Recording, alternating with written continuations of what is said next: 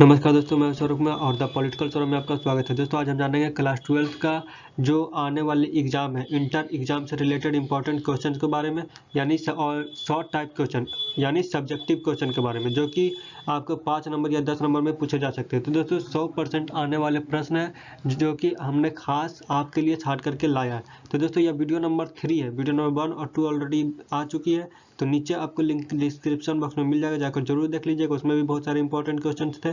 तो चलिए दोस्तों वीडियो को शुरू करते हैं। चैनल को सब्सक्राइब करके बेल आइकन जरूर दबा दें। Special VVI short type question को हम देखते हैं। तो दोस्तों शिमला समझौता क्या है, बहुत ही इंपॉर्टेंट क्वेश्चन है, एकदम गौर करके देखिएगा। शिमला समझौता क्या है? तो दोस्तों 1971 में पूर्वी पाकिस्तान में युद्ध छिड़ गया था, ठीक है, गृह युद्ध। उस समय दोस्तों वहाँ गृह युद्ध शुरू हो जाने के कारण लाखों की संख्या में शरणार्थी जो थे वो भारत आ गए थे। वहाँ के लोग जो थे वो भारत आने लगे।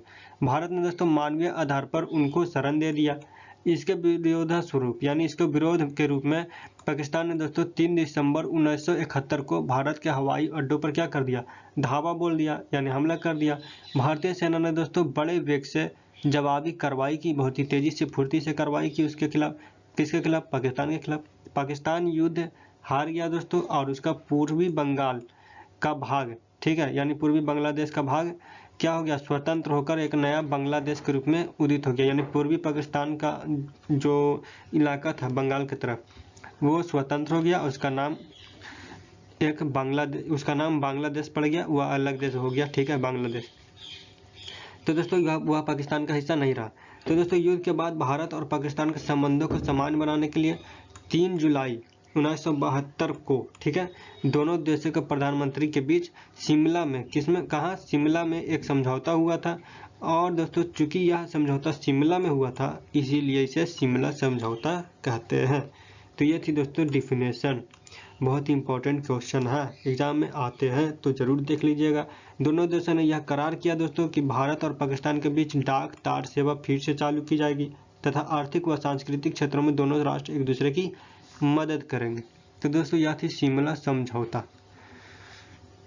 चैनल को जरूर सब्सक्राइब कर लीजिएगा।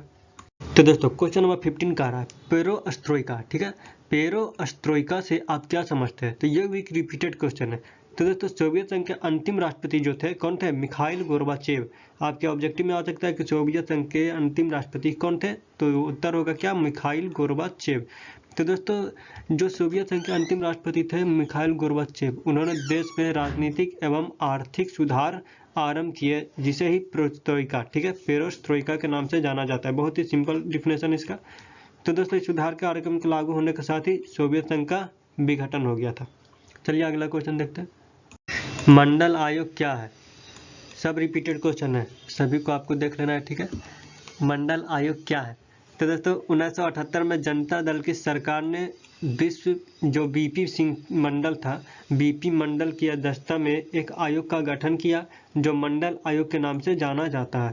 कितना सिंपल सा है, ठीक है, शॉर्ट क्वेश्चन आपके पूछे जाएंगे। 1978 में जनता दल की सरकार ने बीपी मंडल की अध्यक्षता में एक आयोग का गठन किया था, ठीक है, एक आयोग का गठन किया था बीपी मंडल के अध्यक्षता में, इसे ही मंडल आयोग कहा जाता है, ठीक है। आयोग का काम था पिछड़े वर्गों की पहचान करना, इन वर्गों की आर्थिक, सामाजिक और शैक्षणिक स्थिति का पता लगाना तथा इन वर्गों की स्थिति में सुधार हेतु उपाय बताना, बस यही काम था।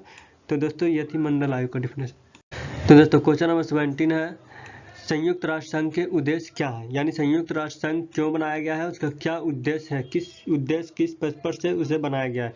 तो दोस्तों बहुत ही इंपॉर्टेंट क्वेश्चन है, ये आपको लॉन्ग में भी आ सकता है, शॉर्ट में भी आ सकता है, दोनों में आ सकता है। तो संयुक्त राष्ट्र संघ दोस्तों एक ऐसी अंतर्राष्ट्रीय संस्था है जिसकी स्थापना युद्धों को रोकने, किसको रोकने? युद्धों को रोकने, आपसी शांति, भाईचारा स्थापित करने के मकसद से किया गया था तथा जन कल्याण के कार्य करने के लिए भी की गई थी। तो दोस्तों पूरे विश्व में छोटे और बड़े देश जितने भी है उनमें से कुल 192 देश इसके सदस्य देश हैं। इसकी स्थापना दोस्तों 24 अक्टूबर 1945 को हुई थी। तो इसका मुख्य कार्यालय दोस्तों न्यूयॉर्क में है, जो कि अमेरिका में पड़ता है, ठीक है। तो दोस्तों इसका उद्देश्य क्या है, जिसका क्वेश्चन है कि संयुक्त राष्ट्र संघ के उद्देश्य क्या है? तो संयुक्त राष्ट्र संघ क्या है, अगर ये पूछा जाए तो आपको यहाँ से यहाँ तक लिखना है, ठीक है, ऊपर वाला। और इसका उद्देश्य तो अंतर्राष्ट्रीय दोस्तों इसका उद्देश्य ये है, पहला है अंतर्राष्ट्रीय शांति और सुरक्षा को बनाए रखना। दूसरा उद्देश्य है विश्व के देशों के बीच आपसी भाईचारा व मित्रता को बढ़ावा देना। तीसरा, आपसी सहयोग द्वारा आर्थिक, सामाजिक और सांस्कृतिक तथा मानवीय ढंग की अंतर्राष्ट्रीय समस्याओं को हल करना। ठीक है, यानी एक देश और दूसरे देश के सहयोग, दोनों देशों में सहयोग बढ़ाना और सहयोग के हिसाब से सभी मसलों को हल करना। ठीक है, भिन्न भिन्न राष्ट्रों की कार्रवाई में तालमेल करना इसका काम है। ठीक है, तो दोस्तों क्वेश्चन नंबर 18 है, अंतर्राष्ट्रीय राजनीति में शक्ति संतुलन क्या है? शक्ति संतुलन, तो दोस्तों शक्ति संतुलन का मतलब इसमें आपको हिसाब से पता चल रहा है कि शक्ति का क्या होना चाहिए, संतुलन। तो दोस्तों शक्ति संतुलन का सिद्धांत अंतर्राष्ट्रीय राजनीति का एक बुनियादी सिद्धांत है। अंतर्राष्ट्रीय समुदाय के कुछ सदस्य राज्य शक्ति की यथापूर्व स्थिति बनाए रखना चाहते हैं और कुछ अन्य राष्ट्र उनमें परिवर्तन चाहते हैं। ठीक है, विश्व के शक्तिशाली राष्ट्र हमेशा अंतर्राष्ट्रीय संतुलन के पक्षधर में रहते हैं। उनकी यह मान्यता है कि शक्ति संतुलन के माध्यम से ही विश्व में क्या हो सकती है, शांति कायम रह सकती है। यानी दोस्तों शक्ति संतुलन का सामान्य अभिप्राय है दो देशों की शक्ति में समानता। जैसे कि ये कोई देश है, ठीक है, ये दूसरा देश है, ये पहला देश है, ये दूसरा देश है, और दूसरा देश पावरफुल है, तो ये देश भी चाहेगा कि हम भी उतना पावरफुल है, उसके हिसाब से उसके इक्वली हम भी पावरफुल बने। ठीक है, तो इसे ही शक्ति संतुलन कहेंगे सिंपल भाषा में, यानी दो देशों के बीच शक्तियों का संतुलन। तो दोस्तों इसमें कमजोर राष्ट्र अपने शक्तिशाली पड़ोसी देशों के विरुद्ध अपनी शक्ति बढ़ाने व उनके बराबर करने की कोशिश करते हैं। वे जरूरत पड़ने पर इस मामले में अन्य देशों से संधि भी कर सकते हैं। यानी ये देश अगर अपन खुद अगर ताकतवर नहीं बन सकता तो ये ताकतवर राष्ट्रों से क्या कर सकता है, संधि कर सकता है, दोस्ती कर सकता है, ताकि वो युद्ध के माहौल में इस देश का साथ दे। तो बहुत इंपॉर्टेंट है दोस्तों, बराबर आता है एग्जाम में अंतर्राष्ट्रीय राजनीति, इसे याद रखिएगा शक्ति संतुलन को। ठीक है, और चैनल को सब्सक्राइब जरूर कर दीजिएगा।